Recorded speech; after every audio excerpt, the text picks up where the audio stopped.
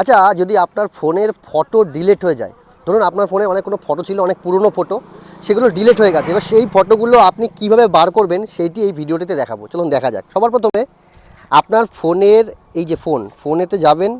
ফোনে যাওয়ার পরে এই যে মাই ফাইলস, যে আমার যে ফাইলস অপশানটা আছে, এই দেখো ফোনের ফাইলস অপশানটায় গেলাম। যাওয়ার পরে এই যে সবার কোনায় 3 ডট দেখতে পাচ্ছ, এই জায়গাটায় ক্লিক করলাম।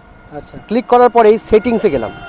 সেটিংসে যাওয়ার পরে এখানে একটা অপশান আছে দেখো, শো হিডেন ফাইল, এইটাকে অন করে দেবো। আচ্ছা। দিয়ে এটাকে পুরো কেটে দেবো, সব কেটে দেবো। কেটে দেওয়ার পরে আবার যাব মাই ফাইলসে। ঠিক আছে, মাই ফাইলসে আবার যাবো। এই যে ফাইল ম্যানেজারে যাওয়ার পরে এবার কি করব, এই ফাইল ম্যানেজারে যাওয়ার পরে এখানে একটা অপশান আছে পিকচার, এই অপশানটা যাওয়ার পরে দেখো এই থাম্বনেল নামে একটা ফোল্ডার আছে, এই জায়গাটা ক্লিক করবে। ক্লিক করার একটা ওয়েট করবে, যেই ফটোগুলো তোমার ডিলিট হয়ে গেছিলো সেগুলো সব পরপর চলে আসবে। দেখো এই ফটোগুলো আমার ডিলিট হয়ে গেছিলো, এই ফটোগুলো আমাকে আবার পুনরায় পেয়ে গেলাম।